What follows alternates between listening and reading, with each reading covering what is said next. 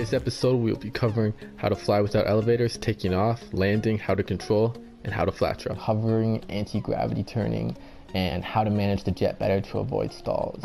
So let's get into it. Alright, first thing we'll start with is how to remove the elevators. You want to find one of the city drains. These water locations have shallow enough water that you can't be sucked in, but high enough to remove your elevators. You want to put your landing gear out to prevent any damage and just quickly swoop down, gently landing and immediately take off again, dragging your elevators in the water, removing them nice and clean.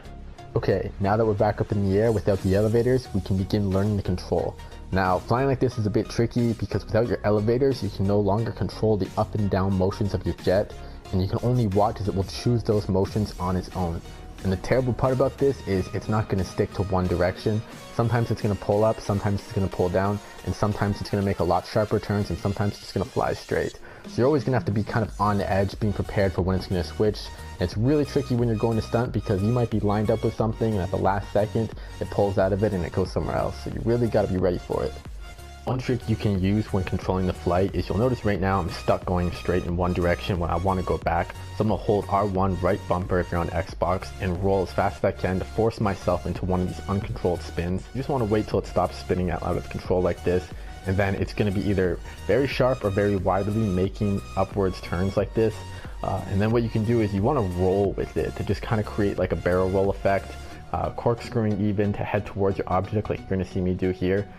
Because as you keep pulling up, as long as you keep rolling, you'll keep heading in that direction. Secret to this form of stunting comes from the corkscrew on your approach. It's there that you learn how sharp your jet's curve is and mentally place the exact time and spot you need to exit the corkscrew so that your jet's flight and path of the curve will line up perfectly to pass through the gap that you want.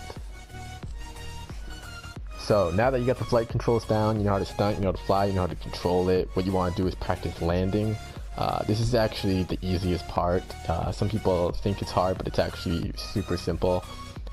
Basically just want to get down near the ground and then get yourself in a knife flight. And then once you're in a knife flight and you're close to the ground, you want to use either R1 right bumper or L1 left bumper, depending on which side you're on, and gradually move yourself down closer to the ground.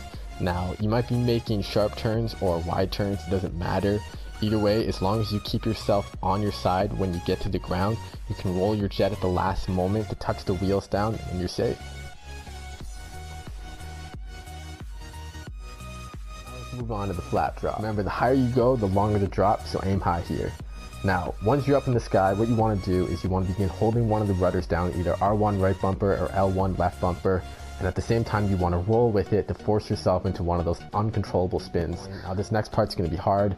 You need to really wrestle with it to get it into a knife flight on its side, one wing down, one wing up. But once you get it into a knife flight, what you want to do is you want to shut off the engines. And what this is going to do is, since the jet doesn't have any thrust to move forward, it's going to stall out. But since it doesn't have the elevators to catch the wind, you're not going to nosedive. It's going to slowly level itself out like you can see it's doing for me. And then it's going to engage in the flat drop. So hovering is something that you'll be using more than anything else in piloting. So it's something that you really want to get down to the point where you don't even have to think about it. It's literally just going to be you holding down L2 left trigger the entire time. You never let off of it, you just hold it down the entire time. And you're going to tap R2 right trigger at about a half second to a 1 second pace. And the thing with the landing gear is you're going to bring it out basically just to get yourself to the slowest speed as fast as possible, but you never want to actually keep it out. If you ever see me doing a stunt that's long, there's probably a lot of times where I pick up speed or I'm flying downwards like I am right now. I'm dropping down, and anytime you fly down, you're going to pick up speed.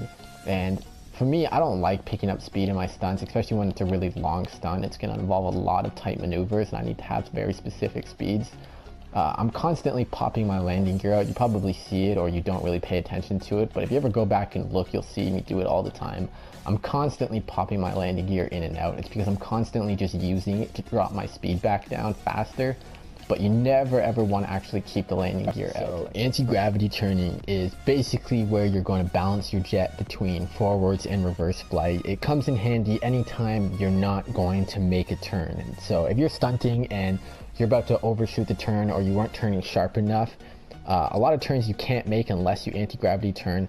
You're basically just going to stop your jet on the spot and then continue turning it without actually flying anywhere.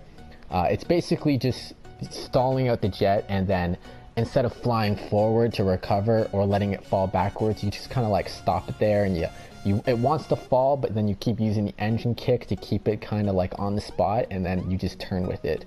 So I'm reversing the footage and we're gonna walk through it right about now. So walking through this again, landing gear is just out to slow me down. I'm gonna put it away so that I have my maneuverability back. When you do an anti-gravity turn, you basically want to use the opposite rudder of the way you're turning. And obviously, like I said, I just wanted to kind of balance it between stalling out and flying forward. So right now I'm kind of hardly tapping R2 because I don't really want it to keep hovering forward, and you want to pull up to use the gravity, and then basically it's kind of like it falls on the spot, but you keep using the opposite rudder to keep pulling the nose up to the air, so that way it doesn't just nosedive on you.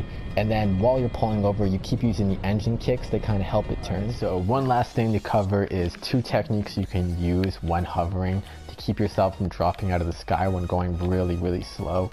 So I'm going nice and slow right now, and you notice that I'm rocking my jet up and down. This is the technique that I like to use the most to keep myself from going too fast, to keep my speed down, and I don't want to drop out of the sky.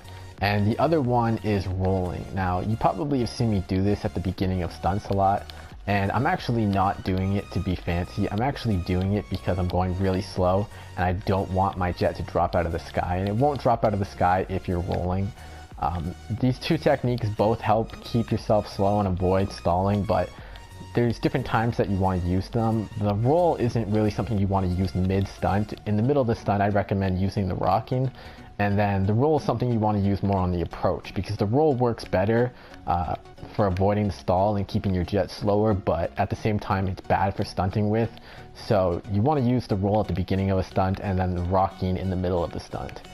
So those are 2 techniques that you definitely want to keep in mind and you want to practice with, and you'll see a big difference with them. Now you know the basics, you know how to hover, how to manage it better, and how to anti-gravity turn.